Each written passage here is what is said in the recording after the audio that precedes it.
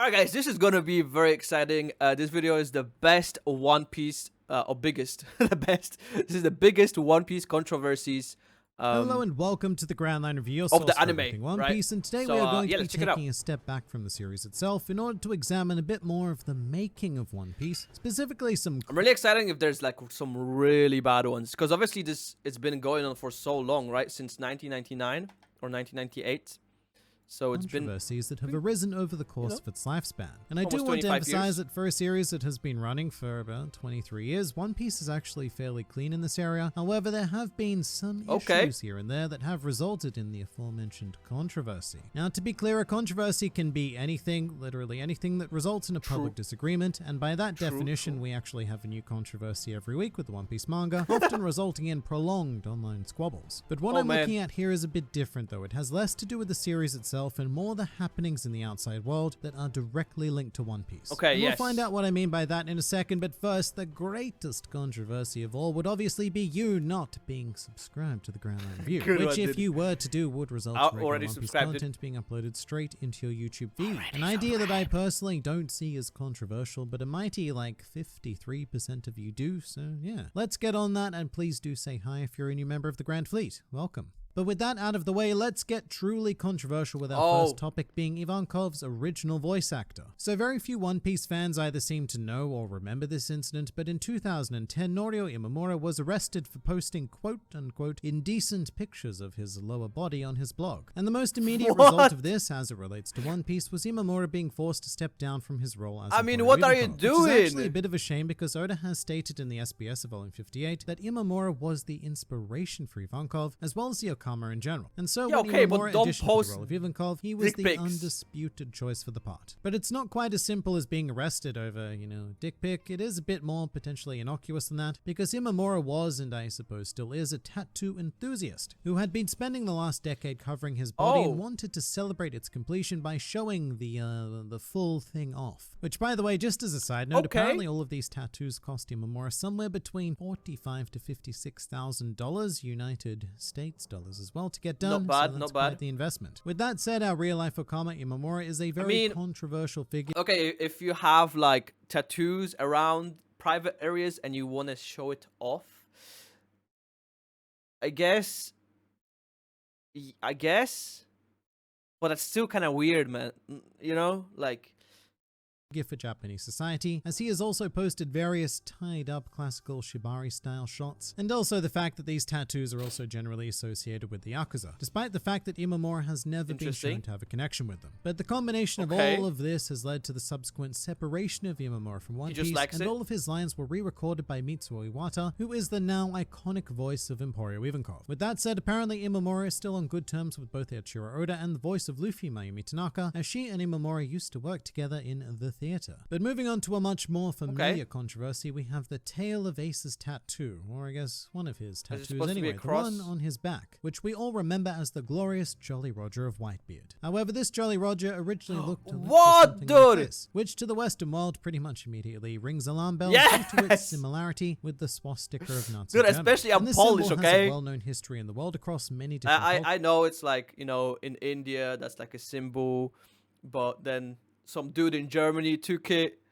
and did a lot of bad things. Which is dating back roughly 15,000 years before its adoption in World War II, at which point it was flipped and slightly rotated. But in Japan in particular, this is a Buddhist manji symbol, as well as the kanji itself that can be read as Ban, which if you're a Bleach fan, you'll be quite familiar with, because this is how you would spell the word Bankai. And in fact, the kanji itself also becomes the guard of Ichigo's blade. So while it is subtle to the point of indistinguishable for Westerners, the difference is still very much there, and quite obvious to Eastern cultures. But due to the foreign manga boom of the early 2000s, Japanese publishers began eliminating the symbol so as not to cause issues with foreign marketplaces. And as a result of that, Whitebeard's Jolly Roger was reworked into this now iconic cross. Which interestingly enough is another thing that can cause... if you're gonna air it in like America, everyone's gonna be like, yo, what the fuck? What? problems in foreign markets, because it can often be seen as a direct reference to the I prime honestly symbol don't of mind. Christianity, and English One Piece in particular has a rich history of editing out anything that even remotely resembles a cross. Although interestingly enough, this Jolly Roger was never touched, apart from the initial change, of course. And speaking of changes, oh, so many changes, this leads very nicely into our third controversy, and quite possibly the most famous of all, Cartoon being Network, the 4Kids anime adaptation. Now let's start by being clear. One Piece was always going to have an uphill battle in the Western market as it was. It had goofy art that looked almost childish on a surface level, it was a show about pirates, which were very much not in fashion at the time, and it was a very, very slow burn story that required a big commitment to get into. But on top of all of that, in came in 4Kids, who picked up the rights to dub One Piece as part of a package deal, and allegedly they had done no research on the series whatsoever. Why would so they the blow 4Kids his directors mouth? and editors were given the unenviable task of bastardizing One Piece to fit the core 4Kids audience range of 7 to 10-year-olds, which resulted in an infinity of examples of hilarious censorship as well as confusing decisions, like deciding to remove the entire Reverse Mountain and Little Garden arcs, as well as just plain changing the story, like when instead of being murdered, Belle-Mère was thrown into a dungeon for the rest of her days. Dude. A nice room in a dungeon, according to Arlong, and I have to assume that according to the 4Kids canon, she still remains in that dungeon to this very day, just only chilling in there. nobody cares about her, which is very depressing. And naturally, the 4Kids dub of One Piece has gone down in history as one of the worst dubs of all time, and it is empirically responsible for a major aspect of One Piece's struggle in the West. I've detailed this in another video, but you I kind of want to listen to the worst dub. 4Kids financially through English manga sales. But you can also directly compare it to the dubs of other countries which had extraordinarily successful runs of One Piece, like say Germany, who has, as of January 2020, aired Germany loves to dub 731 episodes as well Just as like dubbed Poland. 10 of the films. So this argument that One Piece was We destined dub to fail in the everything, Western dude. world is ridiculous. With a competent dub, And it's it actually did pretty do decent. pretty damn phenomenally. Whereas in English-speaking countries, the damage, well, that was well and They truly removed done. the boobies? Funimation had to pick things up from the Skypiea saga, and whilst One Piece has slowly, Not the very boobies. slowly accrued an impressive level of popularity, the 4Kids effect continues to live on. Choppers Now down moving bad. on to a controversy within the anime itself, a lot of people bring this up, and it is Robin's alleged whitewashing between pre and post time skip. So here's the deal, there's a pretty big difference in complexion between pre and post time skip Robin, which commonly leads to various bits of outrage over Robin being whitewashed, and the actual truth of the matter never seems to really disseminate too far. Primarily because at this point the community gets bogged down in all kinds of faux arguments to explain this change, one of which I see quite painfully often is that Robin got tanned because her base of operations was in Alabasta. I can't even say it with a straight face. Because it's absurd, because she had the exact same complexion in the flashback on O'Hara, so that's not a thing. But what's worse is that there is a horrible argument that she lost her tan due to spending 2 years in a snowy environment, referring to Tequila Wolf, which she just didn't. She spent her 2 wonder why years they with did the that. Revolutionary Army, potentially Like, there's on nothing Malta, wrong with the definitely original not on color. Tequila Wolf. So there is no in-world explanation for what happened with the anime. It's entirely to do with outside production. And like, it's why? important to note that if we look at Oda's color spreads featuring Robin in the pre-time skip era, she always features that lighter complexion, and Oda did even state in an SBS that her real-life nationality would be Russian. But that begs the question, why would Toei decide to change it? And the sad answer is, we don't quite know. A popular theory is that Robin had not been given an official color scheme by the time her anime appearance came about, which was in April 2001. However, that is not true because Robin's first color spread would have been in chapter 160, which was published in November 2000. So it really is a bit of a mystery as to why Toei decided to do this, but they were given the creative license to do so, which resulted in a mildly different but equally as amazing in every way It's Robin. an interesting, and then for equally as mysterious reasons, they changed her back. Because if they say she's supposed to be from Russia, then she has a tan,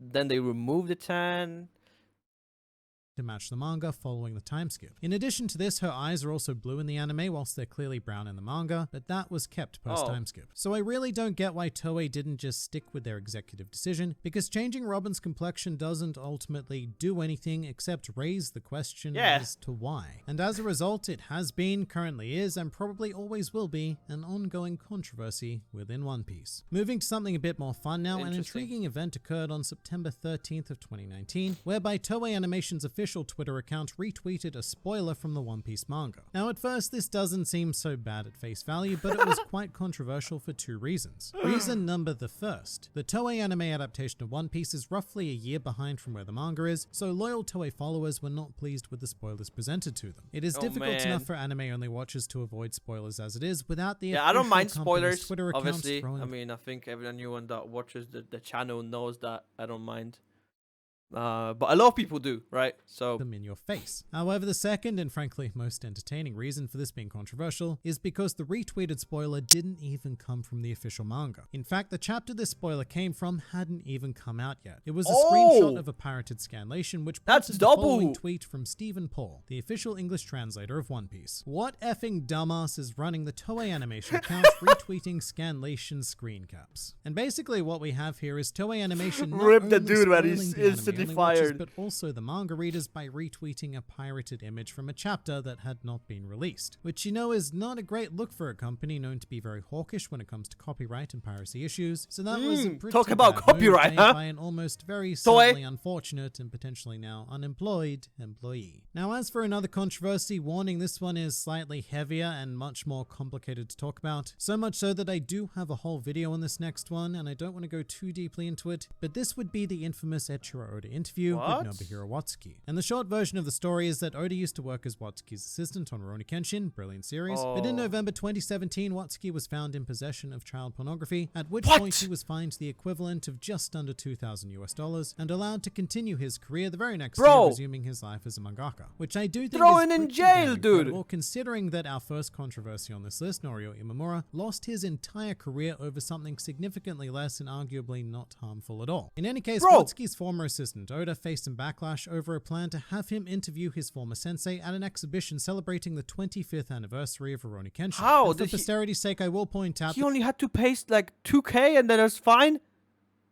Throw the guy in jail. What the hell? This backlash did primarily come from the Western world, who were not only surprised that Watsuki still had a career as a mangaka, but that he was also having a very well-publicized exhibition to celebrate that career. And it is a very difficult issue to explain with a lot of nuance and vast cultural divides, but the most common argument I saw against any controversy was, well, why are people getting mad at Oda? It's just an interview. Would you get mad at a reporter for interviewing someone like Charles Manson? And I must say that these comments are a blatant false equivalency. The controversy at hand was less about Oda and more about the propagation of figures like Nobuhiro Watsuki, who had suffered no real punishment from the crime committed, and in fact not only was there no real punishment, but he was being celebrated. So to put that into the Manson example, which I received a lot of, imagine that the reporter interviewing Manson was a former member of the Manson cult, and they were at an event celebrating the 25th year of the Manson murders. At that point, even you would probably question whether that hugely public interview and event is a good idea or not. Which isn't to say that Oda is in any way involved in what Watsuki was doing. There is no evidence, no allegations, no nothing. But Oda still faced backlash because he was seen as a part of that propagation. Because it is one thing to support your friend and mentor in private. Oda and Watsuki are friends, I would entirely expect that. But in a public, celebratory manner is a very different situation, at least for us in the Western world. And once again, I will emphasize that this is largely Western based. Japanese audiences and society have been far more forgiving of Watsuki. And once again, my summary here does not adequately explain the whole situation. There's a reason why I had to make a whole video on it before, but it is undeniably one of the biggest controversies within One Piece. Yeah, that was kind of messed up, man. Please do leave your thoughts in the comments below. That was really messed up, the last one. I don't know how the guy's not in jail, but yeah, interesting. Thank you for watching this video, and also thank you very much to all of my supporters over at Patreon. If you'd like to see these videos earlier, head on to Patreon, and if you want to see more videos, click the videos here and here for more videos from me.